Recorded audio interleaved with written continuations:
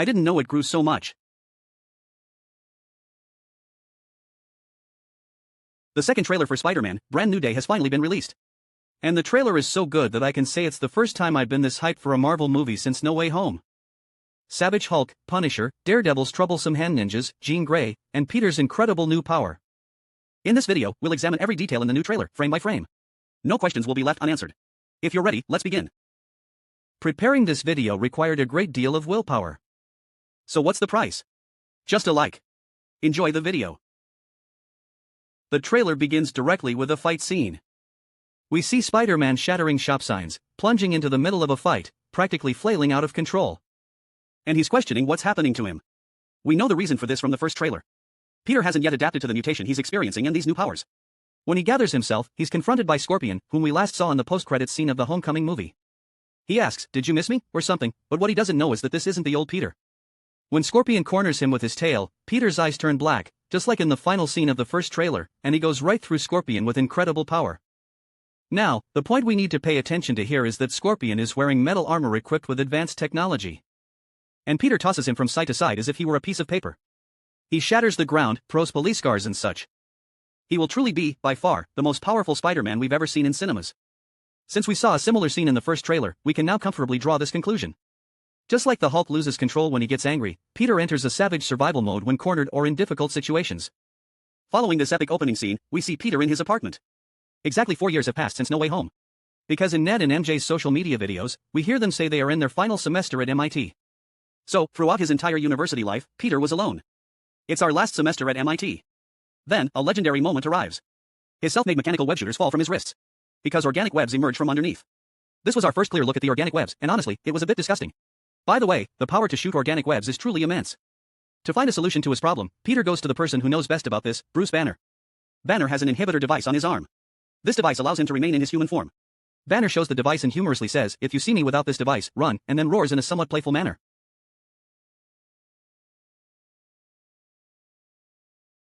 Peter asks if there's a way to get rid of only the bad aspects of this mutation while keeping the good ones, like increased strength, organic webs, and so on. Banner's answer, however, summarizes the main theme of the film. Peter isn't used to this new power. He crashes into pigeons while swinging, smashes water towers, and falls right in the middle of a luxurious wedding. By the way, they say this is John Jameson's son's wedding. If that's true, it will definitely make the news. Next, we see a brief moment where Banner realizes Peter isn't one of his students. This is actually a critical scene, because after this, he might reveal his true identity to him. And now we come to the most mysterious part of the trailer. Or rather, that character that Sony and Marvel have been hiding from us for months, but whose identity we already know.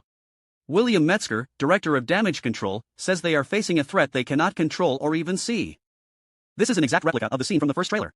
In the comics, Metzger is a radical figure who hates mutants and tries to eliminate them. This detail almost confirms that the hooded person is a mutant. The reason Peter is after him/her is precisely because she is a mutant who cannot control their powers and causes damage. Most rumors say it's Jean Grey, but we still don't have a leak to confirm this. So, I'll refer to her as Jean Grey for now. We see her from the front for the first time, but this time she has a black mask on her face. However, if you increase the brightness, you can tell from her eyes that it's Jean Grey. The power she possesses is so violent that I don't think we'd be exaggerating if we called her an Avengers-level threat. She unleashes a psychic wave across the entire city. As you know, or at least as far as we can tell from the trailer, she takes control of the entire city. She freezes everyone she wants, except for one person. This situation is explained in the trailer. The head of Damage Control says Spider-Man is the only one immune to her. This is directly related to Peter's spider sense. There's a critical point here. For a second, we also see that Punisher is unaffected by this telepathic attack.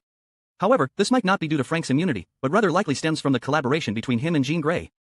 Ultimately, no matter what, Frank is one of the individuals unaffected by Jean Grey's power. That's what's important. We'll return to this in a moment. In this part of the trailer, for a second, we look out through Peter's eyes. And we see that Peter has a new artificial intelligence. In the information shared last month, we learned that Peter created this AI on his own, without Tony Stark's technologies, and its name is EV. After the scene showcasing Jean Grey's powers, we see Peter examining Ned's conspiracy theory board at his house. It's clear that Ned is trying to discover Spider-Man's identity. He's even had many unsuccessful attempts. However, there's a very important detail here. A newspaper headline on the board mentions something like a Latin parkour practitioner. And there's a black parkour practitioner in the picture. Many people on the internet theorized that this was Miles Morales. But I found out the truth from a source I checked. If you look at the subtext, the name Carlos Rodriguez appears. He is the sorcerer of the mutant ganglyman in the California comics. So, this man Ned is tracking down for Spider-Man's class is not Miles Morales, but a mutant. The damage control department in the film isn't terrorizing the streets for nothing. We are literally seeing the foundations of mutant lore. And they wouldn't use a different name for a character like Miles Morales anyway. The scene we see next is an exact mirror of the final scene from the first trailer.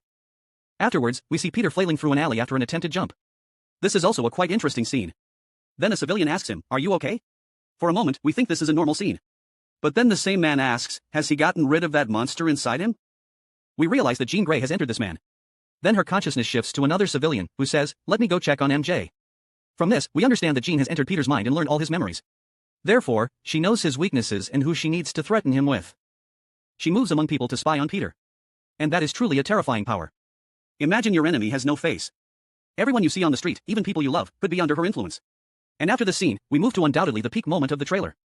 We're in Bruce Banner's laboratory.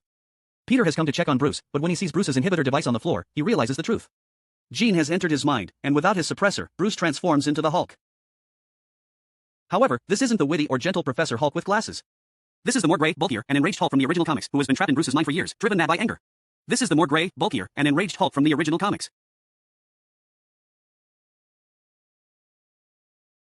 Although Peter's reaction is comical, the Hulk, within seconds, unleashes that legendary thunderclap move, blasting Peter into the air. It looks absolutely magnificent. Of course, they didn't convey a sense of tension in the trailer, they leaned more towards comedy. However, I believe that in the film, especially in the Hulk's initial scenes, we will feel the tension to our core. Subsequently, Peter realizes that Jean's telepathic threat will target MJ, so he immediately goes to her house and tells her to trust him and come with him. MJ trusts him without question. And the duo soars through the skies of New York, similar to Tobey Maguire's iconic Spider-Man scenes. And the duo soars through the skies of New York. Peter takes her to the only person he knows can protect her. That is, Frank Castle, whom we believe is unaffected by Jean's mind control. That is, Frank Castle. MJ and Frank naturally question each other. Peter, on the other hand, says he has nowhere else to take her. If you look around Frank's place, there are always analog devices. There's almost nothing digital. This could be to prevent him from being tracked by damage control or telepaths. In a scene during this interval, we see Peter swinging downwards without his costume. The estimated meaning here is that this is a moment when he feels very lonely. A moment when he just lets go, completely fed up with life. Perhaps he fell into depression after seeing MJ's new boyfriend. Afterward, things turn into a full-blown Defenders Daredevil episode. In the prison, as we saw in the first trailer, the hand ninjas attack Peter. Peter is captive, and at his most desperate moment, his eyes turn black again. And he gains incredible power. Here, he's unaffected by the ninjas' electrical attack. Then, with his webs, he unleashes a tornado-like attack, as you know, and stops them all. This is definitely the most epic scene in the trailer. His aerial sweep, scattering and engulfing all of them with the power of his webs, is truly magnificent. By the way, it's really strange that no other characters besides Peter are seen in these scenes. Where is Jean? Where is Hulk? Let's say they just used Hulk with the logic of he got beaten up and left. Where's Punisher? Where's Daredevil? I mean, if they are in the scene, we wouldn't be surprised. Marvel is 100% hiding something here. At the end of the trailer, we see the scene where Peter visits Aunt May's grave. And then we see Spider-Man and Hulk falling from the top of a tall building, tumbling down with debris. And Hulk is utterly enraged. However, there's an important detail here. The Hulk here is not the same as the first Hulk we saw in the trailer. It's clearly obvious that he's distinctly different. He looks bigger, and even his hair looks different. Most likely, we'll see the full-blown gray Hulk here. And they've hidden it with CGI. But even the creepiness here is enough to get us hyped. And the trailer concludes with a comical scene. Before Peter dives into the damage control soldiers in front of him, he cracks his knuckles and makes a few jokes. Of course, since Peter still has his web shooters on his wrists in this scene, we understand that this is a scene from earlier in the film. This likely predates his conversation with damage control. So, those were the details in the trailer. I'd already mentioned this when referring to the leaked version. But now, with this high quality, I officially confirm it. I'm not exaggerating when I say this is the best Marvel trailer we've seen since No Way Home, by far, and personally, the one that has hyped me up the most. First of all, the CGI quality in these trailers truly satisfied me. If you recall the first trailer, there were quite a few scenes where the visual effects struggled. By the way, thinking about it, my sense of time really gets lost. It's been almost 10 years since we saw Scorpion for the first and last time in that homecoming post-credits scene. It's been almost 10 years. The guy has been waiting for this moment for 10 years. However, among so many enemies, unfortunately, in this film, it seems he will only be sacrificed to be a victim of Peter's new powers. Peter's new power level is simply immense. We cannot overstate these scenes enough. The tornado attack unleashed by the hand ninjas and all that, until now, in no live-action film.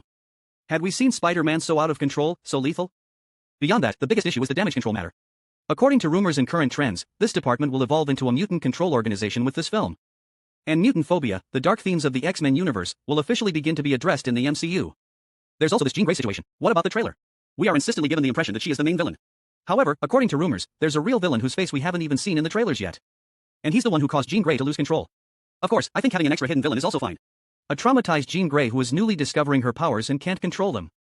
And a rogue damage control story chasing her to use her as a weapon is perfectly sufficient on its own. Only, in the midst of all this complexity, how exactly the hand ninja story will connect bothers me. But only one idea comes to my mind. Ultimately, watching Peter transform the pain of his devastating losses in No Way Home into a rebirth with brand new day will be an incredible experience for all of us. That era of the cute, clumsy high school kid is completely over. Before us stands a lonely, angry, yet equally adult Spider-Man, fighting alone against the monster within himself and multiple terrifying threats. Before us stands a lonely, angry, yet equally adult Spider-Man. Yes, friends, we have reached the end of this massive trailer breakdown. I await your comments on which detail in the trailer excited you the most. You can also write your theories about the movie. If you like my videos, don't forget to subscribe to my channel.